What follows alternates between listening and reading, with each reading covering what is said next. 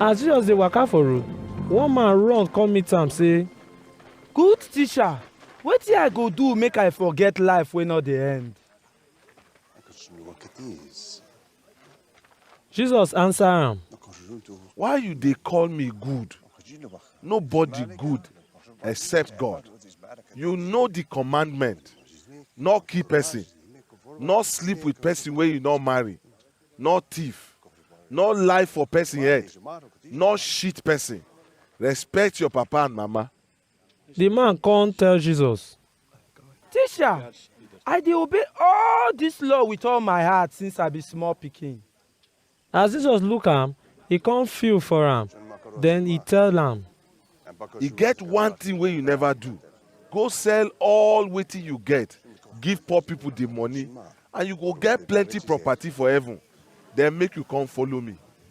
when the man hear this word, he vex comot there because he get plenty money.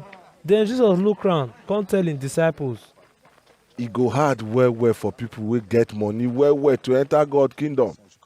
the disciples surprise for wetin Jesus talk, but Jesus tell them again, My children, e go hard well well to enter God kingdom o. E go dey easy for camel to pass needle hole than for people wey get money well well to enter God kingdom. dem surprise more come dey ask each other, Then who God go save? Jesus look dem come answer, This thing hard well well for human being, but not be for God, because everything dey possible for God. Peter come tell am, See, What of we wey don leave everything wey we get come follow you?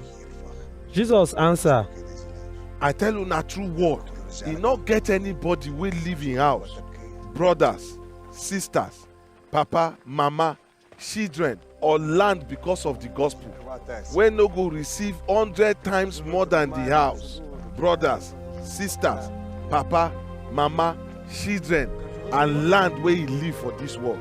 Although e no go easy for them, but the life wey no go end for the world wey dey come go be their own. But many people wey be first now go be last, and people wey be last now go be first. Jesus and his disciples come dey go Jerusalem. As Jesus dey waka for their front, the disciples confuse and those wey dey follow dem come dey fear because dem no know wetin go happen for there. Jesus call him 12 disciples go corner again, come begin tell dem wetin go happen to am. See, we dey go Jerusalem, and dem go send man pikin give the priest oga dem and the law teachers. Dem go condemn am, and dem go give am to the Gentile people. Dem go laugh am, spit for him body, flog am well well, come kill am. But after 3 days, he go wake up.